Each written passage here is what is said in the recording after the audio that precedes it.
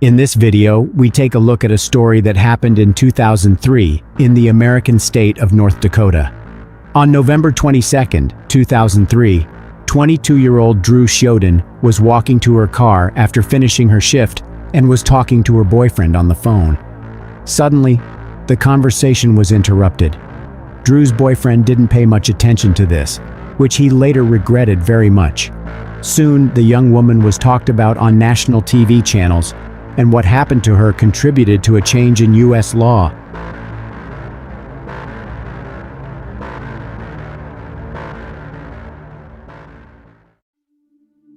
Dru Katrina Sjodin was born September 26, 1981, in Minneapolis, Minnesota. She was the younger of two children to her parents Alan and Linda. When Dru was 3 years old, her parents divorced but kept their friendship. From age 10, she and her brother Sven were raised by Linda and her second husband, Sid Walker, a travel agent in a comfortable home on Whitefish Lake, renowned as one of Minnesota's most scenic vacation spots.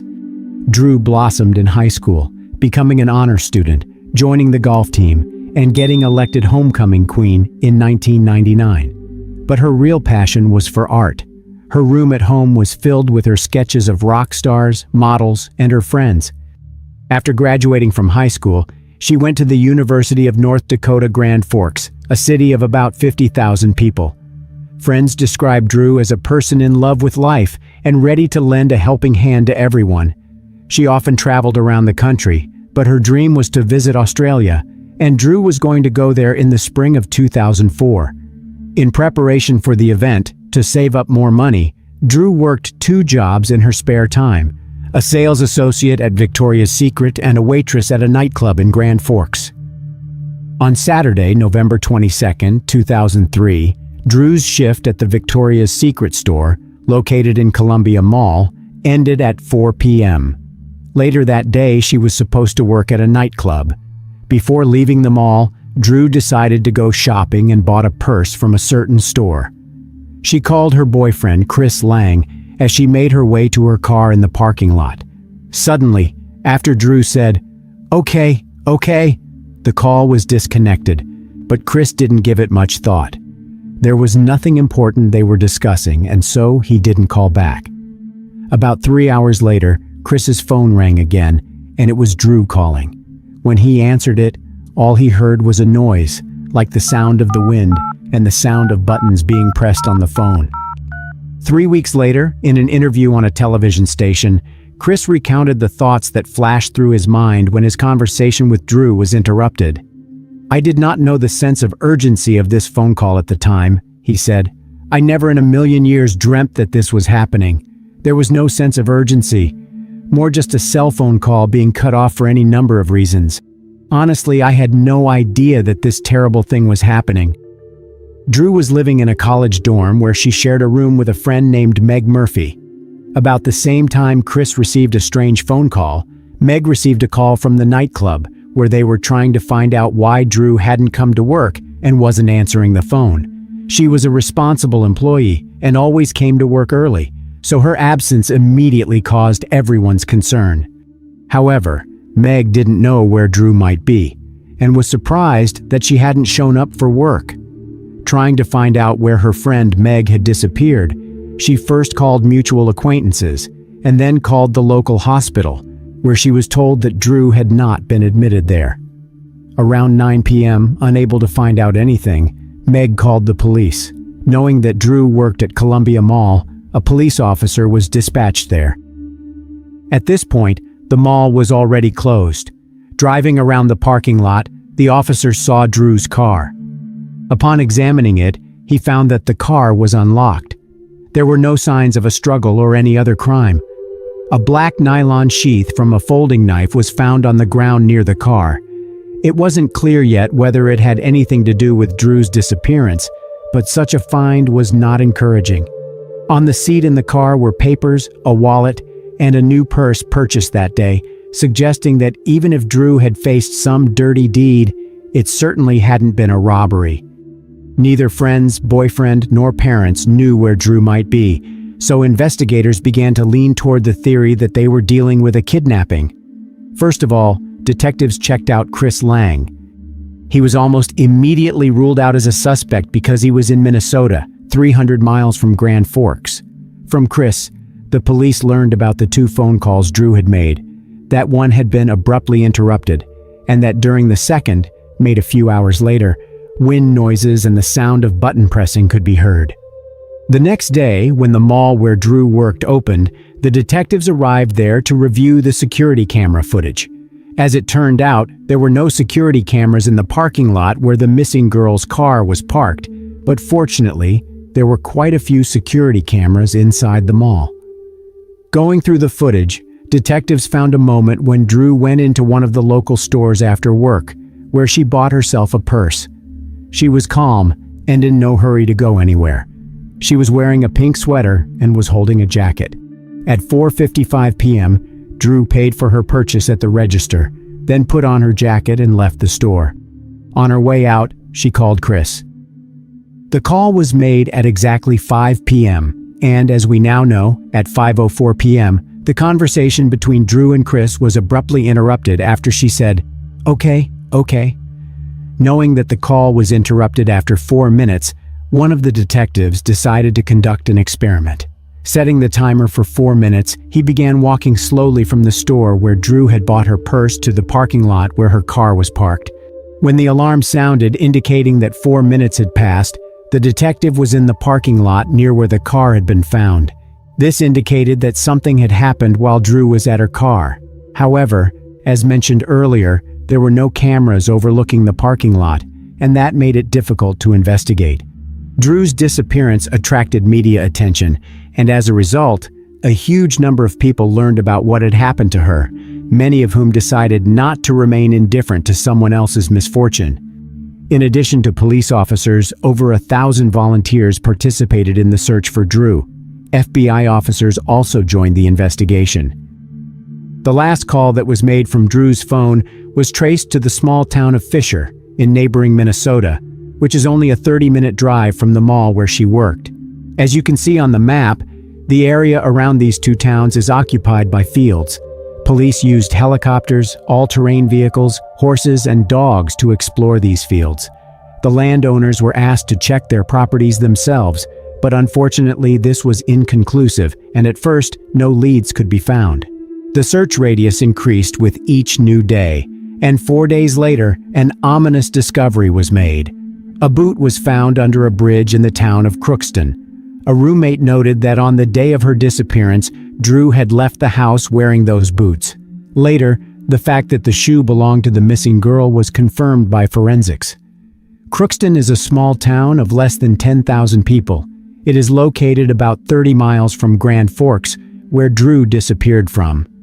Further searches in the Crookston area yielded no results, as there was nothing of investigative interest to be found.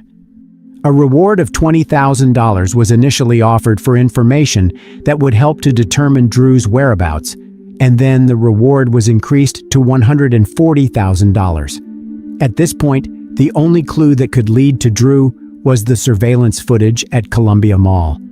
The detectives again sat down to watch hundreds of hours of footage from various cameras, but this time they decided to focus their attention not on Dru. They speculated that whoever abducted her may have been following her and may also have been on the videos. The investigators spent hours at the monitors before they saw the person who had caught their attention. They noticed a man walking aimlessly around the mall. He was not buying anything and seemed to be looking more at the people around him than at the merchandise being sold. At 3:41 p.m., he sat down on a bench near the mall exit and continued to watch people casually walk past him. After about 10 minutes, he got up from the bench and, wearing black gloves on his hands, walked out into the lobby, where there was a camera hanging overhead, into which he looked. This shot was taken 72 minutes before Dru's conversation with her boyfriend was interrupted, and she disappeared. After watching the man get up from his seat and walk away, investigators noticed that he only did so when a blonde woman walked past him, carrying a grocery cart heading in the direction of the parking lot. Detectives did not consider this a coincidence. Rather, in their opinion, the man seemed to have chosen a suitable victim and followed her. The identity of this woman was unknown, but police were aware that only one person, Dru Sjodin had disappeared from the mall parking lot that day. Given the slight resemblance between Dru and the woman this suspicious man was following, it has been suggested that he had a particular image of the victim. If the kidnapper really was this man, and if for some reason he had failed to kidnap this woman, his next target might have been Dru. She had left the mall around 5 p.m., a time when it was already dark, which might have played into the hands of the perpetrator. At this point in the investigation, there were 3 cities in the case: Grand Forks, where Dru was kidnapped; Fisher, where her phone was last active; and Crookston, where the shoe was found. With this data in mind, the FBI began checking the files of all registered sex offenders from these cities and their environs. Comparing the photos from the files with the image of the suspicious man from the mall, there was only one man who matched all the parameters, and that was Alfonso Rodriguez Jr., who had an extensive criminal history of repeated crimes against women. The 50-year-old man had spent the last 23 years behind bars. Rodriguez was the second oldest of 5 children born in Laredo, Texas in February 1953, to migrant workers Dolores and Alfonso Rodriguez Sr. Alfonso Rodriguez Jr. claimed to have had an unhappy childhood, describing his home life as unpleasant because his parents were highly critical of him and unreasonable in their demands. His family moved from state to state for 15 years until they finally settled in Crookston in 1963. Rodriguez became increasingly isolated while growing up, which was further compounded by language barriers. His preferred language was Spanish, and he struggled with English, which made school especially challenging. He eventually dropped out of school during the 9th grade and began working as a laborer at the American Crystal Sugar Company plant in Crookston. Rodriguez claimed that he was molested by older women during his youth, which he said was the source of his hostile feelings against women. In October 1974, at the age of 21, he asked a woman for a ride home, but instead directed her to the driveway in Crookston, where he grabbed her by the throat and tried to force her to please him. The next month, he approached another woman who was sitting in a truck outside of a Crookston movie theater. He threatened her with a knife and ordered her to a secluded spot in the countryside where he forced her to have intercourse with him. Then, in 1979, he tried to kidnap a 69-year-old high school English teacher while she was out walking one night in Crookston. The woman fought back as Rodriguez tried to force her into his car. In a fit of anger, he stabbed her with a knife in her elbow and abdomen, yet she managed to break free and run to safety. The woman, who was artistically talented, was able to draw a composite sketch of Rodriguez that closely resembled him and led to his capture. He was convicted of attempted kidnapping and aggravated assault and sent to prison for 23 years until his release in May 2003. He had been released from prison 6 months before Dru disappeared and was registered as a sex offender of the highest 3rd degree, which meant that his risk of reoffending was as high as possible. Before his release from prison, Rodriguez's family voiced their concerns to Minnesota Department of Corrections officials. Even his family feared that he was going back to his old ways. But despite their fears, Alfonso was released because he had served his entire sentence. After his release, Rodriguez lived with his mother in Crookston, just a couple of miles from the bridge where, it should be recalled, Dru's shoe had been found, which was another factor not in his favor. The detectives decided to talk to Alfonso Rodriguez, and of course, he denied any involvement in Dru's disappearance. The man confirmed that he had been at the Columbia Mall the day she disappeared, saying that he had gone to the movie theater and watched the movie Once Upon a Time in Mexico. What he didn't consider was that none of the movie theaters in Grand Forks were showing the movie that day. Police searched Rodriguez's car and realized with regret that Dru was probably no longer alive. "It looks, at this time, like there's no chance we're going to find Dru alive," Grand Forks County Sheriff Dan Hill told reporters. "I believe that it is more of a recovery than a rescue mission at this point in time." In Rodriguez's car, dark red dried stains were found in several places in the interior, which forensics later determined were drops of Dru's blood. The affidavit says blood was found on the passenger side rear window and in the back seat, as well as 2 other areas in the passenger compartment. The blood did come back, It was a DNA match with Dru from the DNA taken from Dru's toothbrush, the sheriff said. A folding knife was found in the trunk, which matched the sheath found in the parking lot next to Dru's car. A receipt was also found indicating that Rodriguez had purchased this knife, complete with its sheath, from a hardware store located several hundred yards from the parking lot where Dru disappeared. Although Dru was not found alive or dead, investigators gathered enough evidence to charge Rodriguez. 8 days after she disappeared, on December 1, 2003, the man was arrested. Rodriguez, who was imprisoned in a Grand Forks jail, claimed that he was not involved in Dru's disappearance and refused to speak to law enforcement officials or provide information as to her whereabouts despite the evidence against him. During a brief bond hearing several days earlier, bail for Rodriguez's release was set at a staggering $5 million. While he remained silent in custody, the search for Dru continued unabated and focused around these 3 towns. The work of the searchers was made more difficult by the snow that covered the area abundantly. In an unprecedented move, the governors of North Dakota and Minnesota pledged during a December 9th press conference to aid in the search for Dru by employing several hundred members of the National Guard and other state employees. North Dakota Governor John Hoeven said that Dru's disappearance was something that has touched every North Dakotan. Minnesota Governor Tim Pawlenty told reporters that he was very proud of the cooperation and the collaboration that's been exhibited by members of the community and police officials.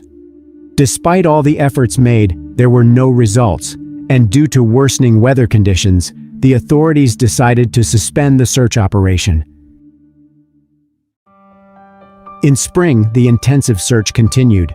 Those searching for Dru hoped they would be able to find her, as the winter snow had just begun to melt. After 5 long months of searching, they were eager to return Dru home.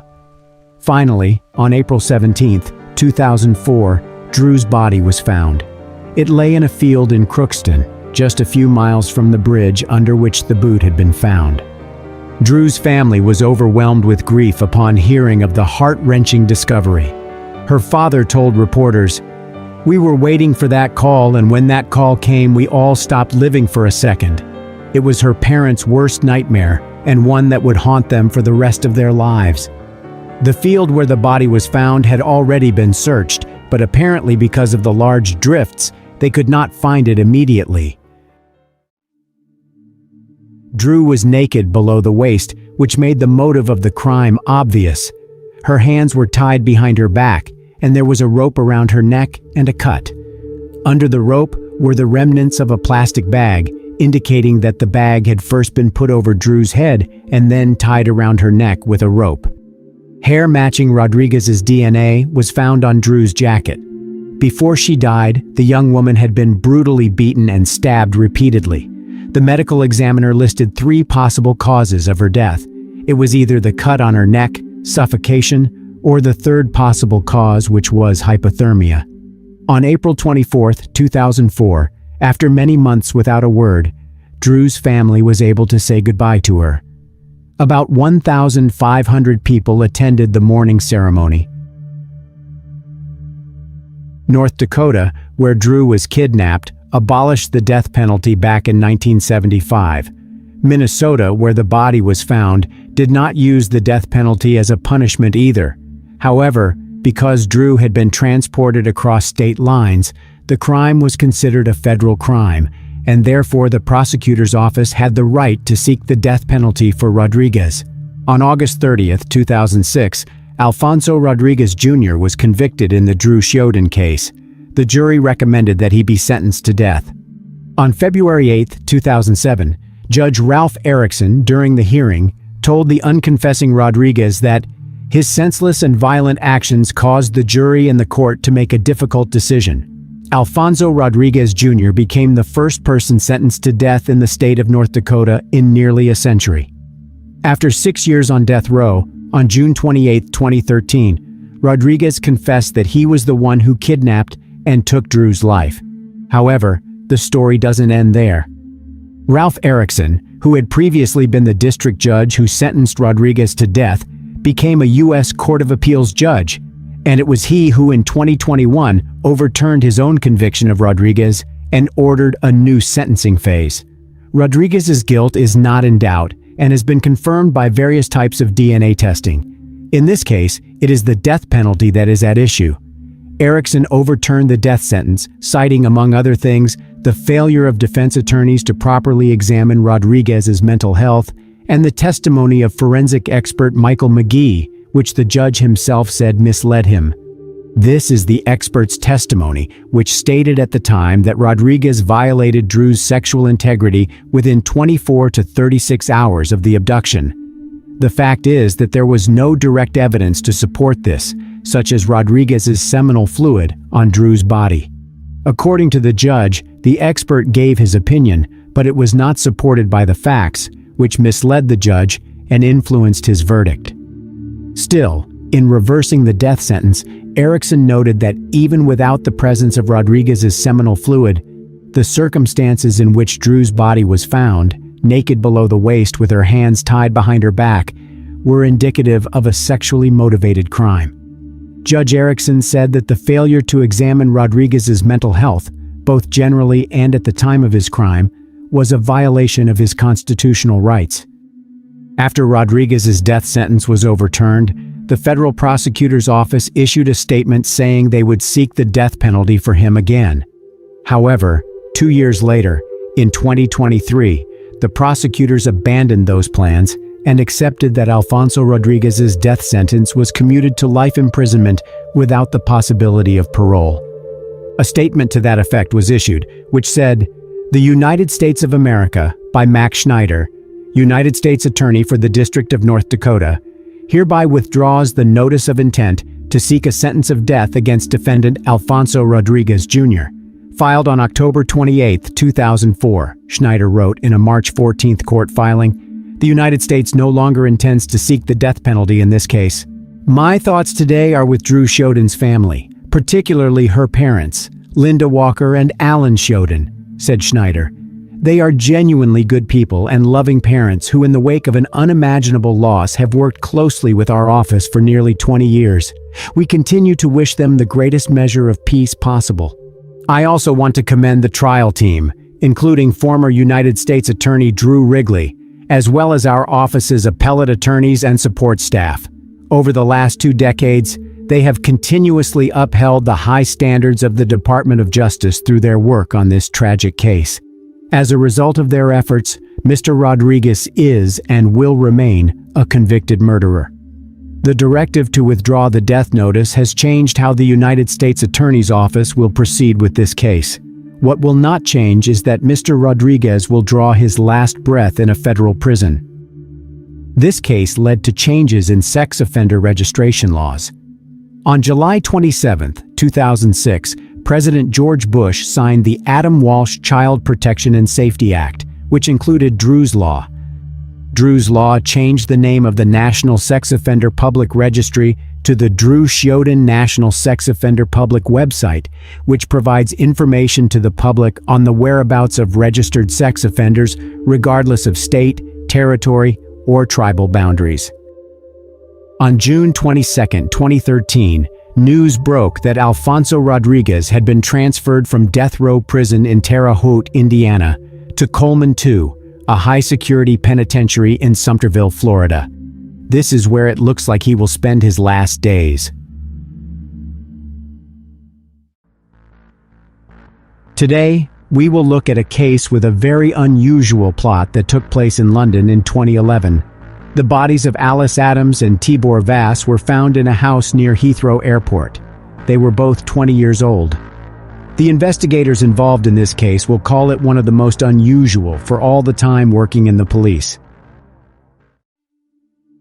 Alice Adams and Tibor Vass worked at the Radisson Blu Edwardian Heathrow Hotel.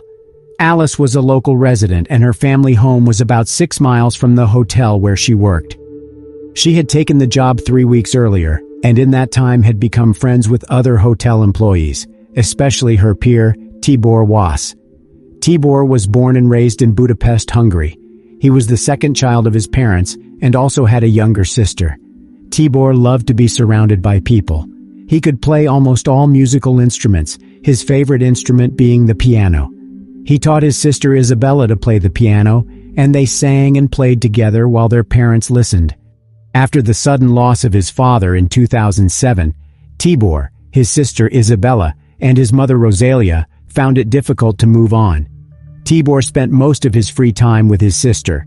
He was her brother and father at the same time. He wanted to share his mother's burden, and at the age of 15 he began working full-time. In 2008, he applied to the University of Budapest, believing that if he got a college degree, he would get a decent job and be able to better support his mother. Although he was extremely gifted, he was denied admission to the university. It was at this point that Tibor talked to his mother about moving to Great Britain and finding work there. His mother must have been supportive of the idea, as Tibor soon moved to the United Kingdom. In July 2010, at the age of 19, he moved to London. He started working at the Radisson Blu Edwardian Heathrow Hotel. He loved his job, his responsibilities, the people he worked with, and the new clients he met every day. Alice was a talented musician, and she quickly bonded with Tibor. They always had something to discuss. Tibor Vass and Alice Adams were receptionists at the hotel. Another of the receptionists was the 31-year-old Attila Ban. Of the three, Attila worked at the hotel the longest. He was recognized as the best employee of 2010. Attila, as well as Tibor, were from Hungary, and this brought them closer together. The hotel provided company apartments for its incoming employees. Attila and Tibor lived in this house behind the hotel. It was very convenient. On the one hand, it saved money, and on the other hand, you didn't have to spend a lot of time to get to your place of work. Despite the fact that Tibor was happy to be in England, he did not give up his plans to get higher education. He again applied to the university in Budapest, and this time he was accepted. He was very happy and had to return to Hungary in August 2011. On the occasion of Tibor's departure, a small farewell party was planned, which took place on August 9, 2011. At the party, in addition to Tibor, Attila and Alice, other hotel employees were present. The next day, this particular trio was scheduled to work, but none of them showed up for work. Colleagues raised the alarm after they failed to show up for work at 7 a.m. The police were notified at 7:53 a.m. When the police arrived at the house and knocked on the door, no one opened, and it was quiet inside. The door was unlocked, and when one of the officers opened it, he saw a frightening sight. Alice was lying on the living room floor, her face covered by a pillow. Later, the medical examiners who performed the autopsy counted 22 stab wounds on her body. On the bed in the bedroom lay Tibor's naked body. He had died of 2 stab wounds to the heart. Attila was nowhere to be found. The house was cordoned off by the police, and investigators and forensic experts soon began their work. While examining the crime scene, investigators noticed that the bed on which Tibor lay was not the place where he died. It was too clean. The perpetrator had wounded him elsewhere, then stripped him of his clothes, cleaned him up, and placed him on the bed. Alcohol bottles and some illegal substances which appeared to have been consumed at the party were found in the apartment. Police officers searched the house, the entire surrounding area, and the attic, but did not find Attila Ban. His personal belongings, including his papers, remained in the apartment. Attila became the prime suspect, and so, while experts continued to work the scene, investigators began interviewing his co-workers. Hotel employees said that as soon as Tibor took a job at the hotel, Attila took him under his wing, since they were both from the same country. It wasn't long before Attila invited Tibor to live with him in an apartment near the hotel. He even arranged his work schedule so that they would work the same shift. Tibor was young and attractive, and he had no shortage of female attention. The problem was that Attila Ban was in love with Tibor. He made no secret of the fact that he was only interested in relationships with men. According to the hotel staff, Tibor ignored Attila's advances, which made the latter unhappy. 3 weeks before her death, Alice had taken a job at the hotel, and Tibor began to pay attention to her, which naturally displeased Attila, who was jealous even though he knew that Tibor was only interested in women. Investigators began to wonder, Could Attila have committed the crime because of jealousy and unrequited love? It turned out that even before police discovered the lifeless bodies of Tibor Vass and Alice Adams, Attila Ban had left an ominous message on his Facebook page. He wrote, "I would like to wake up from that nightmare." This was posted at 6:23 a.m., and several friends added concerned comments to which they received no response. The message further convinced investigators that Attila Ban was involved in the deaths of his colleagues. This was also indicated by the number of wounds. Alice was stabbed 22 times and Tibor twice. In addition, Alice was lying on the floor with a pillow on her face, while Tibor was on the bed. The investigators interviewed the other party members, who told them that when everyone left, Attila, Tibor, and Alice were the only ones left in the apartment. This meant that something had happened between these three people in the time remaining before dawn. Alice and Tibor's deaths were reported to their families. What happened was a devastating blow to both the Adams and Vass families. In a statement released by the Adams family, Alice's mother, Sarah, honored her daughter with the following words, which included, "My heart is broken. My life will always be tinged with sadness. I miss Alice so much. I would do anything for one more Alice squeezy hug, one more smile." Alice's death has created extreme emotions, grief, anger, and overwhelming sorrow within my family, and have changed our family forever. As a mom, you are supposed to protect your children, and every day and every night I have to deal with the knowledge that I failed. The most difficult thing to cope with is not knowing exactly what happened to my lovely Alice that night. Horrific as it would be to hear, the truth would be preferable to the constant struggle going on in my mind of trying to figure out the sequence of events leading up to Alice's murder. There are no words to adequately express what an amazing and unique person Alice was, and how much love, joy, passion, and compassion she brought into so many people's lives. Her loss is a tragedy beyond expression. Alice's mother told investigators that just after midnight, her daughter wrote a text saying that she was staying the night at a friend's house. Police put an APB out on Attila Ban, but it was like he vanished into thin air. They tried to track his phone. It was picked up by cell towers in the same area as the hotel. This was very strange. As it soon became known, Attila had been closer than anyone would have thought the entire time. The investigative team worked at the scene for 2 days and then left the house. A few hours later, the forensic team decided to return to the house to run some more tests. They noticed that the door they had left open was now locked from the inside. When they got into the room, they saw Attila Ban lying on the bed. He was drunk and tried to harm himself with scissors and a knife. There were wounds on his neck and wrists.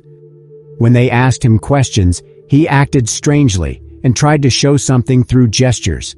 He was taken to the hospital, where doctors made sure his life was not in danger.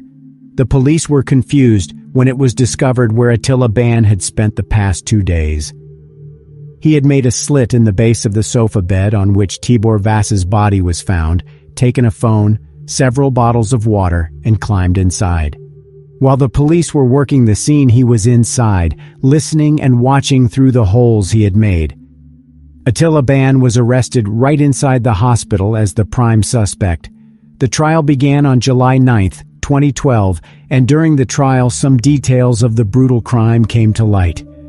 The party got out of hand after Alice, Tibor, and Attila were left alone in the apartment. Prosecutors accepted there was sexual activity between all three, as the DNA from both men was found on Miss Adams' breasts. Attila Ban said he remembered the three of them being in bed and that there was indeed a connection between them, but he said he had no recollection of what happened next. He insisted that he only realized he had committed a terrible act when he woke up in the morning and saw Alice and Tibor's lifeless bodies. After he realized that 2 people had died from his actions, he decided to die on his own. However, he said, he was afraid to do it alone, so he cut off Tibor's clothes and climbed into the bathtub with him. Unable to hurt himself, he moved Tibor to the bed and, realizing they would be looked for, opened the base of the divan bed and hid inside. While he was hiding there, he even managed to update his Facebook page. He wept loudly in the dock as prosecutor Richard Whittam opened the facts of the case to jurors. As you will hear, two young people both met a violent and unjustified death at the hands of this defendant, said Mr. Whittam. Although it has been said before about other cases, it is difficult to find words to describe what happened in this case other than to state it was a tragedy that two young people should meet their death in the way they did. Tibor Vass had been in relationships with women who worked at the hotel, and there is no evidence he ever had a sexual relationship with Attila Ban, said Mr. Whittam. Attila Ban did, however, appear to have affection for Tibor Vass and behaved in a slightly possessive way towards him. The court heard that Ban was jealous over Vass and, just days before the crime, had staged a temper tantrum against his victim during a team-building session when he took a picture in which Ban was not present. The situation reached a climax when Ban learned that Tibor Vass had been accepted on a university course in Hungary and was due to leave Britain at the end of the month. The final straw might have been that Attila Ban could not bear the sight of Tibor and Alice kissing and, in a fit of jealousy, took both their lives. In addition, prosecutor Richard Whittam said during his court statement, Attila Ban was found naked on the single bed. He had wounds to his wrists, forearm, and neck. It became apparent that he had been hiding in the divan base of the double bed. He must have been there throughout the attendance of the pathologist, the removal of the bodies, and the examination of the scene by crime scene examiners. He had the presence of mind to have concealed himself effectively and to remain undetected throughout the time they were on the premises. After the case, Detective Inspector John Finch said outside court that police had not been negligent for not looking under the bed. He said, "I have looked back at this several times with senior management. It was such a strange and bizarre thing for a person to do. It beggars belief." He said crime scene examiners would lose crucial forensic evidence if they lifted up beds looking for people who were not there. Tibor Vass's mother, Rosalia, paid tribute to her son. Her statement included these words, "As a young boy, Tibor was interested in music and arts, repairing gadgets and practicing freestyle tricks on his BMX bicycle Daisy. At home, he was always innovative and enjoyed experimenting with computers, building stereo speakers from cardboards and old cables. He had a passion for photography and spent his first salary on a professional camera. Tibor was always friendly, helpful, supportive, approachable, outgoing, and trustworthy. He had many friends in both Hungary and the UK.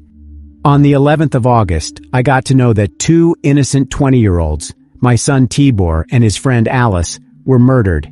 I got to know that their lives were taken away by Tibor's friend.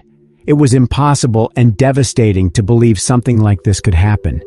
Previous to that, it was comforting for me to know that Tibor found a good friend in London who was mature, friendly, and intelligent.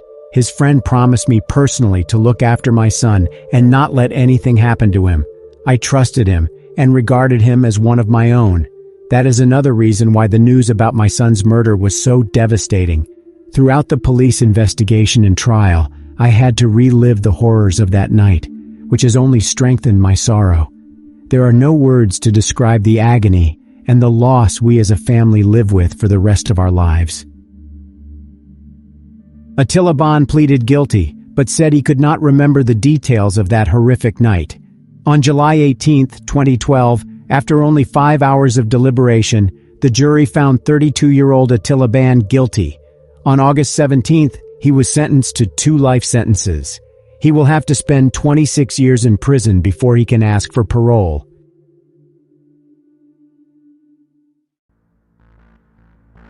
In this video, we take a look at a story that took place in 2016. 25-year-old Michelle Lang had always wanted to study in Australia and one day made her dream come true. But unfortunately, her story did not have a happy ending.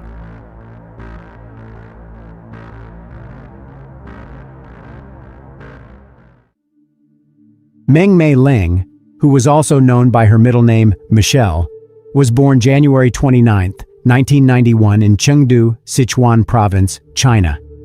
Michelle grew up a kind, sensible, and respectful girl. She had a very close relationship with her parents, so it was very hard for Michelle when her father died in an earthquake in 2008. She received good grades in school and dreamed of moving to Australia. Her mother, Mei Jung-lung, supported her through everything and believed that if her daughter got an education in Australia, she would have a bright future waiting for her. In 2011, Michelle joined the University of Technology in Sydney. This allowed her to come to Australia and fulfill her long-held dream. Michelle's aunt, her mother's sister, lived in Australia and offered her a room in her apartment. She also had a daughter who was 2 years younger than Michelle. The following year, in 2012, Michelle's aunt, who was 44, married Derek Barrett, who was 20 years younger than her. Derek was a temporarily unemployed IT professional, and he was only 3 years older than Michelle. Since then, Michelle, her aunt, cousin, and Derek have all lived together in suburban Campsie, New South Wales. The first few years were fine. Michelle excelled in her studies, made new friends, and found a part-time job in her spare time. Beginning in 2016, Michelle's aunt often spent time in Wollongong for work, and Michelle, her cousin, and Derek still lived in an apartment in Campsie. In April 2016, Michelle's aunt went on another business trip and was scheduled to return on April 24th. 3 days before that date, Michelle, who was 25 years old at the time, was out with friends. At about noon, she took a bus from University of Technology Sydney to a downtown shopping mall. Security cameras captured Michelle shopping on Pitt Street in Sydney's central business district around 3 p.m. She was alone, and the footage showed she was fine, not bothered by anything.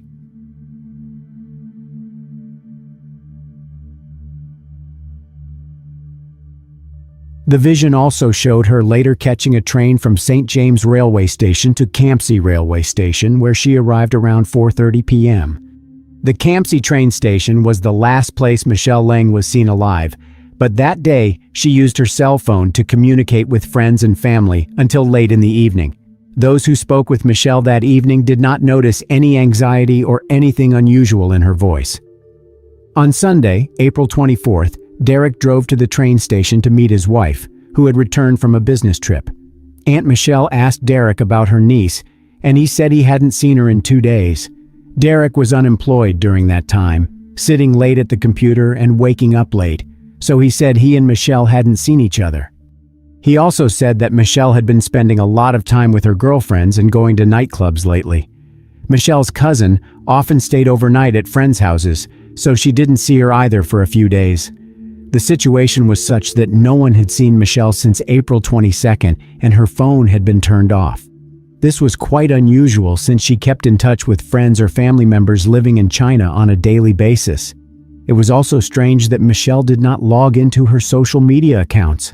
The truth is that these days, if someone who used to be an active user of social media and spent several hours a day on it suddenly stops logging into their accounts, there is a good chance that something bad has happened to them. Michelle's aunt checked her room trying to figure out where she might have gone. The room was in perfect order. All of Michelle's things were in their places, and it looked as if she had simply vanished into thin air. The next day, Michelle's aunt and her husband Derek went to the police station and filed a missing persons report. They also informed the Chinese embassy of Michelle's disappearance. At the police station, Derek told them about the last time he had seen Michelle, and her aunt said that she had just returned from a business trip yesterday, and they had not been able to locate Michelle on their own. Much to the dismay of everyone who cared about Michelle, her body had already been found by the time the police report was filed.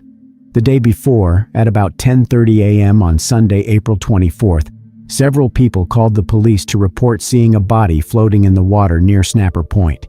That's about 80 miles from Campsie. That same day, some Australian news outlets reported the discovery of a woman's body. The report stated, "A woman's body has been found face down inside a blowhole on the New South Wales Central Coast. Police said they were treating the death as suspicious and yesterday established a crime scene at Snapper Point in the Munmora State Recreation Area, located near Mooney Beach between Gosford and Newcastle." The woman, who has not been identified, is described as of Asian appearance, aged between 20 and 35, and about 170 centimeters tall. A post-mortem examination will be conducted to pinpoint the cause of death. A rescue helicopter spokesman said it was not known how long the woman had been there or how she ended up in the water. Detective Chief Inspector Dru Sjodin of the New South Wales Homicide Unit said, "We are creative in the way that we can recapture the area and what's gone on in the area, so we're reviewing CCTV footage, canvassing that type of thing.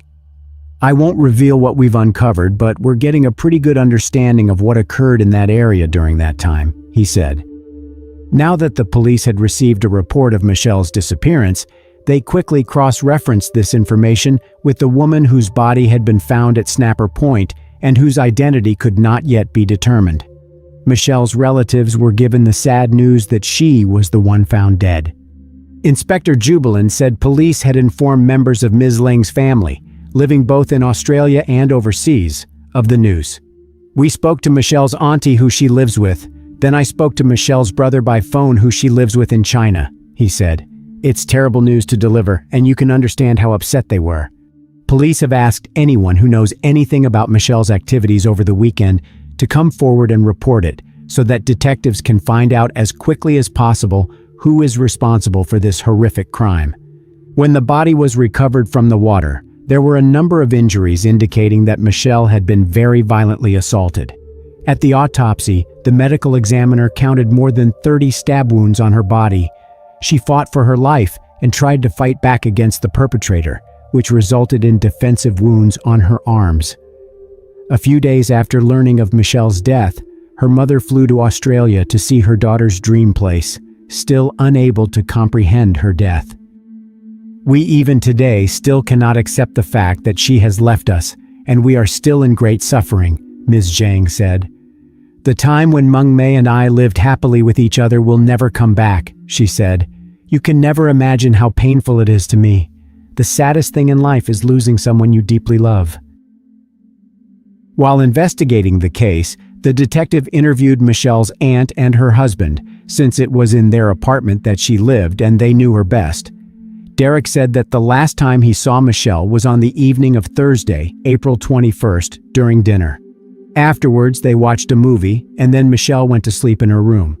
On Friday, April 22nd, when he woke up, Michelle was no longer home. He woke up late, so it was not unusual for her to have already left. According to him, when he went to bed, Michelle had not yet returned, so he thought she was out somewhere having fun with friends.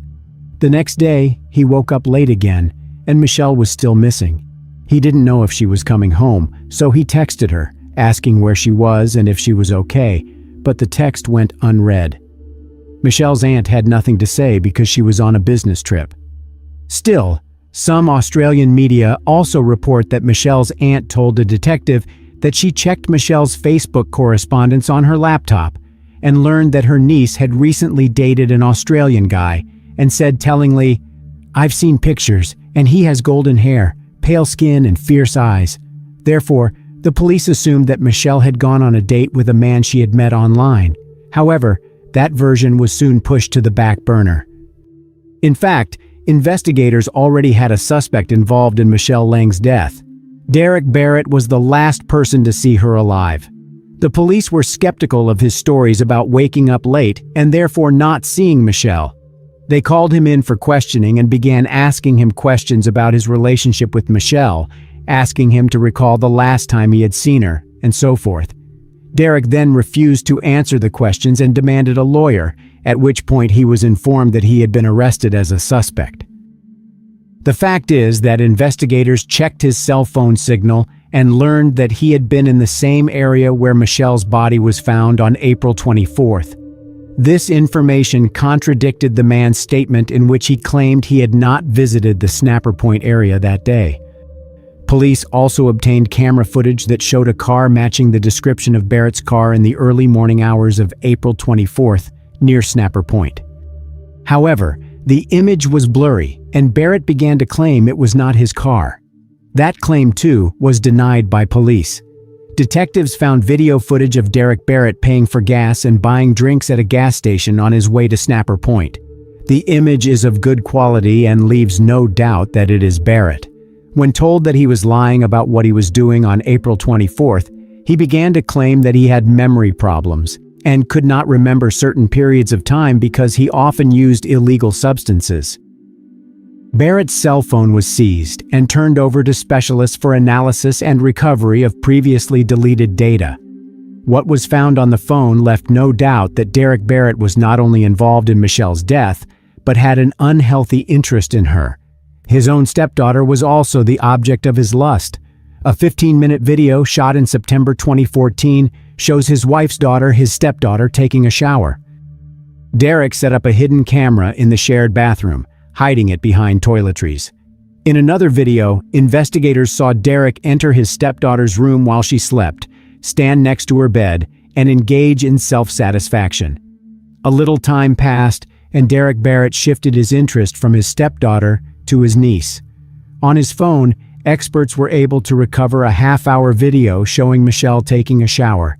Another video showed Derek satisfying himself by standing next to Michelle's bed while she slept. The phone also contained images taken just before Michelle's death. Now, we already know that Michelle returned home around 5 p.m. on April 21st. Around midnight, she sent the last text message from her phone, and no one has heard from her or seen her since. It was after midnight that Derek Barrett began to put his insidious plan into action. He attacked Michelle, tied her up, and taped her mouth to keep her quiet. In photos on his phone, investigators saw Michelle bound and naked, lying on a bed with terror on her face. The photos, of which there were 17, showed that Michelle did not yet have the injuries from which she died. The last picture Derek took was around 8 a.m. on April 22nd, at which time Michelle was alive. At about 4 p.m. that same day, Derek's stepdaughter returned home. The young woman was unaware that her cousin was lying tied up in the next room. When questioned by investigators about that day, she said she had been home for about 3 hours before she left again. She did not hear Michelle call for help. Experts were unable to determine the exact time of death, so it is not known if Michelle was alive at the time, but it is known for sure that she was still in the apartment. For the entire 3 hours she was home, Derek was in the bathroom with the shower on. The next day, April 23rd, Derek left the apartment 4 times to take out trash bags. This was caught on surveillance cameras. Supposedly, Michelle was already dead by this time, and Derek was cleaning the house. Michelle's aunt, Derek's wife, told investigators that when she returned home from a business trip, it was very clean, but she didn't give it much thought at the time.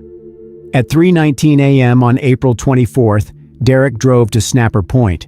On the way, he stopped at a gas station where he bought drinks and filled the car with gasoline. Upon arriving at Snapper Point, he disposed of Michelle's body and took some pictures at about 9 a.m. An hour and a half later, police received a report from eyewitnesses who saw the body in the water. Derek visited his parents in the meantime, who did not notice anything out of the ordinary in his behavior, and then returned home to Campsie. Derek Barrett was indicted on 27 counts, including charges of unlawful imprisonment, secret videotaping, and taking the life of Michelle Leng. It is worth pointing out in particular that he was not charged with soliciting for lustful purposes. Like many criminals, Derek began to complain about a difficult childhood, being bullied at school, and the like. Somehow, some people believe that a difficult childhood can be an excuse for their abusive actions. The trial began in October 2017. The psychiatrist who examined Derek concluded that he could be held fully responsible for his actions. A psychiatrist testified that Barrett told him, "I lost everything because of a stupid weekend." Derek wrote a letter apologizing to his wife and Michelle's family, specifically stating, "No words can begin to describe the emotional pain I have caused to you and the family. I can only imagine what you must be going through from your loss. Every moment of my life, I wish I could go back in time and take back that day that has caused so much pain. I let my own problems spill into the family home, and they paid dearly as a result. All I can do in some small way is to commit my life to trying to make up for what I have done in any way possible." In the mother's translated victim impact statement, Tam Mei Zhang asked the judge to sentence this vicious rapist, malicious torturer, and cold-hearted murderer to life imprisonment. In April 2016, the death of Meng Mei had brought great pain to my whole family and I, a single mom trying to support her daughter who is an international student in Sydney, she said. My healthy mother was in such grief that she too passed away. not long after receiving the news of Meng Mei's death. This double tragedy dealt such heavy blows to my family that we are still in irrevocable suffering till date. Faced with multiple charges, Derek Barrett pleaded guilty. In December 2017, he was sentenced to 46 years in prison with the possibility of parole after 34 years and 6 months. Barrett sat with his head down during his sentencing and barely reacted. He was supposed to be eligible for parole in 2050, but circumstances changed. Detective Gary Jubelin addressed the media outside court, welcoming the lengthy sentence. The courts have recognized the seriousness of the offense by the sentence that was handed down on Mr. Barrett, he said. From an investigative point of view, it is satisfying that we've got justice, but there is no joy in a matter like this. It's just an extremely sad case. Michelle's family asked the judge to sentence Barrett to life in prison, so they were not satisfied with the sentence. The story doesn't end there, however. Another event occurred that put Barrett back in the courtroom and caused further suffering for Michelle's family. 4 years after the crime, a woman found a USB drive in the hands of her elderly mother, who suffered from dementia. The elderly woman was not related to Derek Barrett and lived about 6 miles from where he lived before his arrest in 2016. Because of her memory problems, she couldn't remember where she got the USB drive, and to this day, it remains a mystery. Her daughter decided to insert the flash drive into her computer to view its contents. The video she saw shocked her, and she immediately called the police. Investigators identified Derek Barrett, who repeatedly gratified his desire and treated Michelle not as a person, but as an object in the videos. The footage was taken on the 22nd and 23rd of April, 2016. Ms. Lang's personal integrity was cruelly defiled by an offender who took pleasure in hurting, humiliating, and degrading her, the police statement said. The discovery of the new videos was reported to Michelle's mother. This caused her further distress and, she said, when the police informed her of the contents of the videos, she began to faint. Barrett set up 2 video cameras in Michelle's room to record what he would do from different angles. Supreme Court Justice Helen Wilson, who gave Barrett's original maximum sentence of 46 years, told the court that, had she known the full extent of his crimes in 2017, she would have sentenced him to life in prison. Judge Wilson described the disgusting details of the 9 videos found on the USB drive. A compilation of the videos provided by police was about 60 minutes long, she said, and began with Barrett entering Ms. Lang's bedroom. Plainly, she was both shocked and alarmed by his entry into her bedroom and did not want him there, Justice Wilson said. That he intended to relive that enjoyment later is clear from the recordings the offender took trouble to make, she said, and his disposal of the USB stick indicated a desire not to get caught. After new evidence was discovered, Derek Barrett was charged with carnal abuse of Michelle Lang. Barrett pleaded guilty and did not make any statements. In March 2021, he was sentenced to an additional 20 years in prison. Unfortunately, however, both of his sentences will be served concurrently. Nevertheless, he will be eligible for parole 2 years later than previously planned. He will be released from prison no earlier than October 27, 2052. This dramatic story began in 1995. The bodies of 2 lovers were found on the shore of Juliet Lake in the state of Georgia. It took the authorities almost 2 years to identify and arrest the criminal. The last word in this case was said 18 years after the crime was committed. Juliet is an unincorporated community and census-designated place in Monroe County, Georgia. Just a couple of days ago, the new year of 1995 came along, and many people were still in their holiday mood.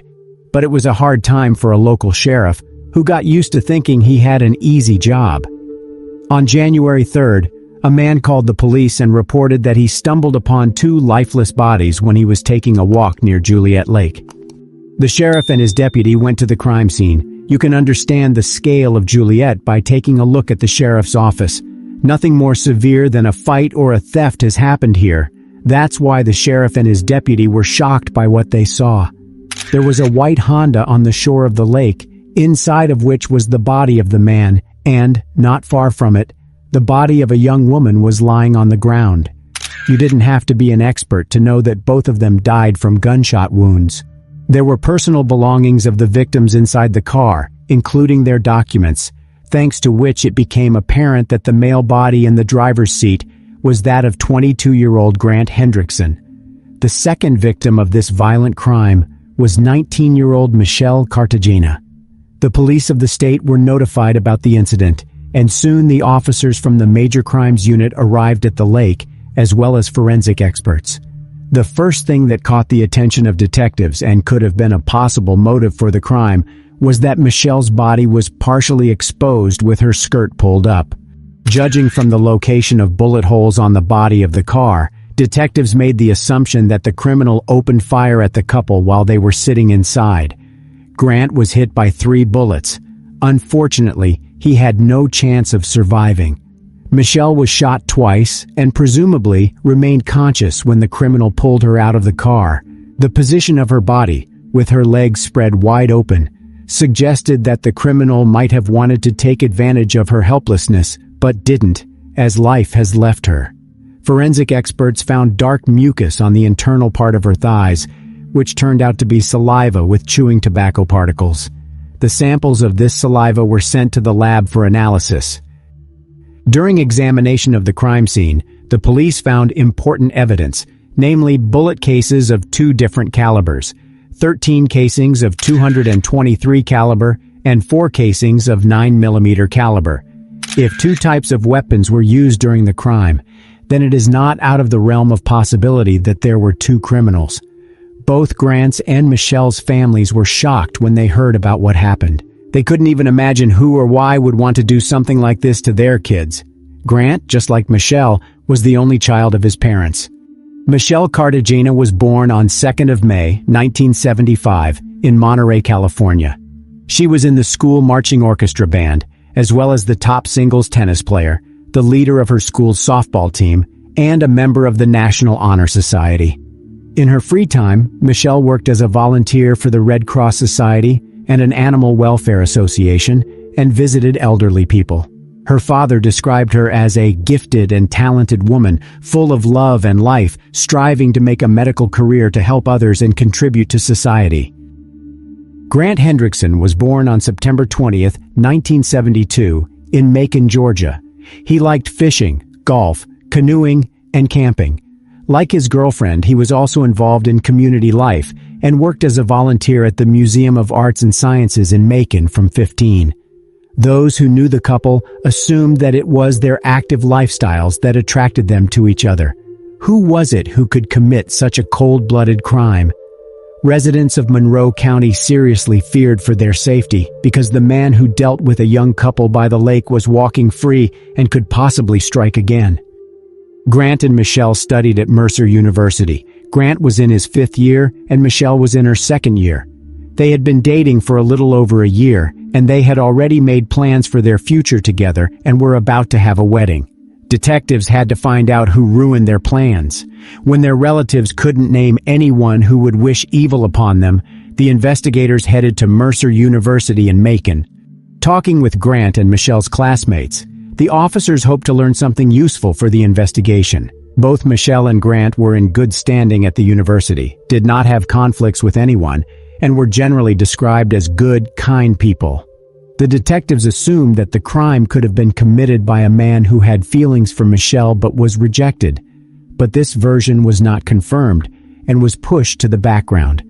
This way, visiting Mercer University did not give the police any clues that could have helped them get on the criminal's trail. Reconstructing the chronology of the events preceding the deaths of Grant and Michelle, detectives found out that on 2nd of January they visited a restaurant. Then, after a meal, they headed to the cinema. After the movie ended, they went to a holiday camp at Juliet Lake.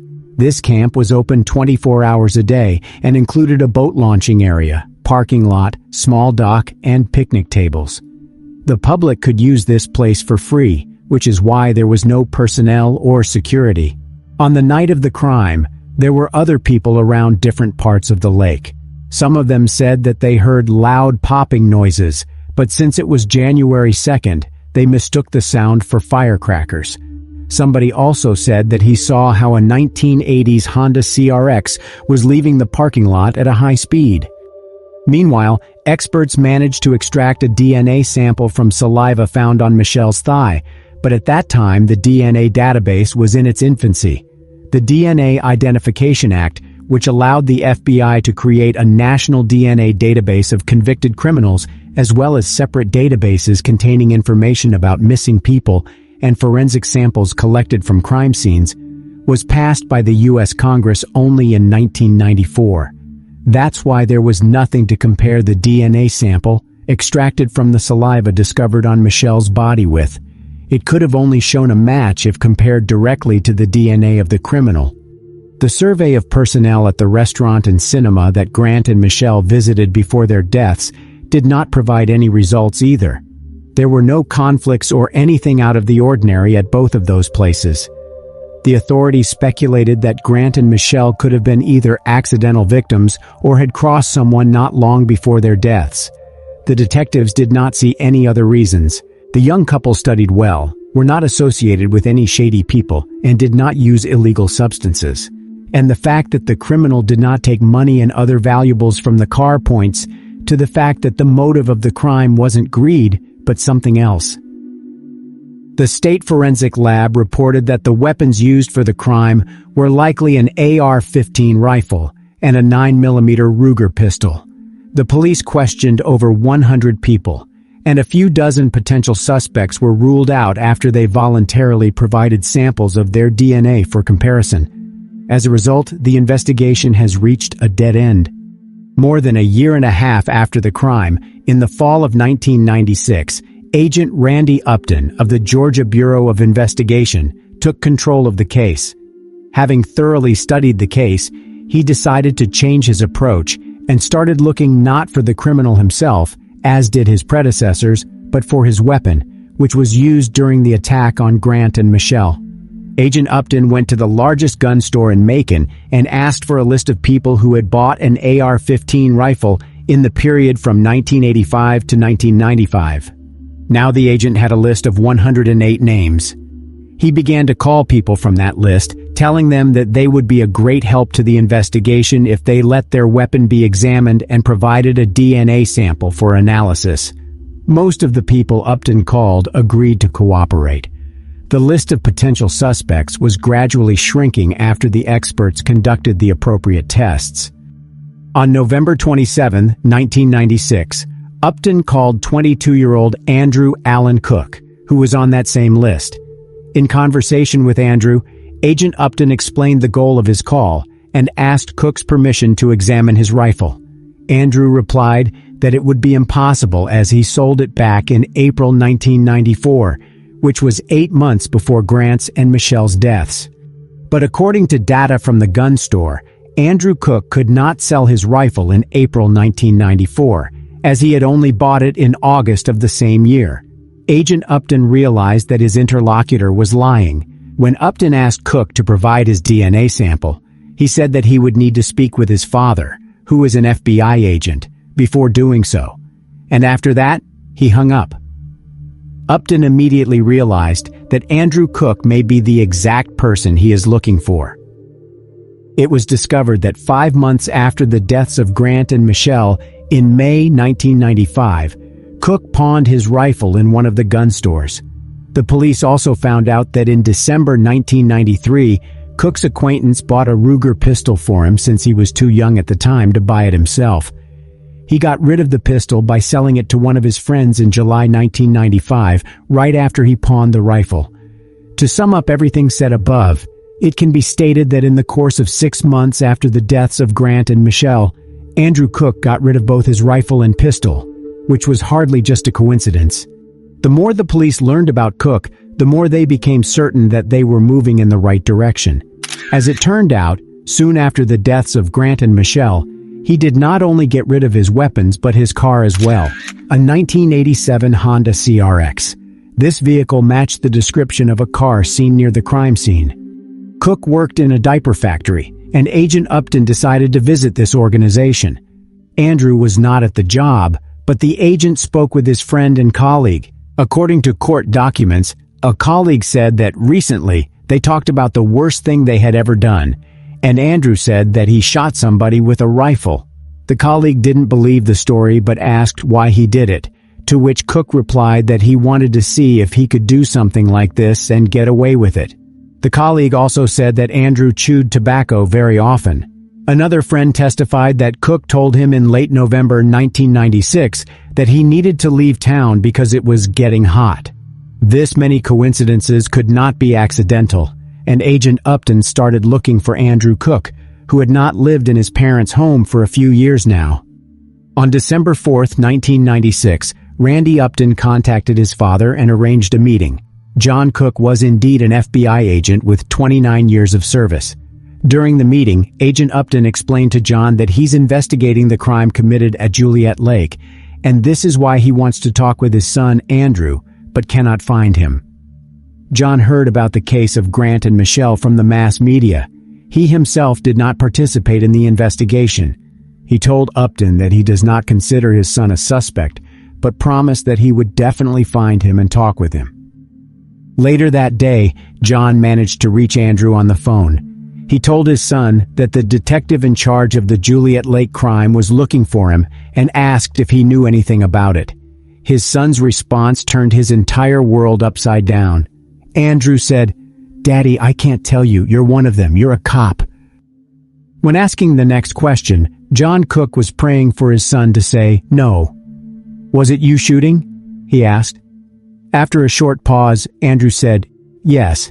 He told his father that on the night he was fishing at Juliet Lake when the couple drove there, and he had an argument with a guy behind the wheel. According to him, Grant threatened him with a pistol. He got angry, took his rifle, and did something that cannot be undone. John Cook asked his son to reach out to the authorities, but Andrew said that he would just disappear. John was shocked by his son's story. It was very hard for him, but he still acted professionally. The next day, John visited the Monroe County Sheriff's Office and told them about his son's confession. At that time, no one knew that Andrew had been arrested that morning in the neighboring county for shooting deer and turkey outside the hunting season. He introduced himself under an assumed name, but it became immediately apparent.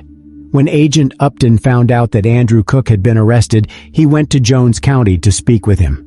Upton didn't know yet that the day before, Andrew had confessed everything to his father.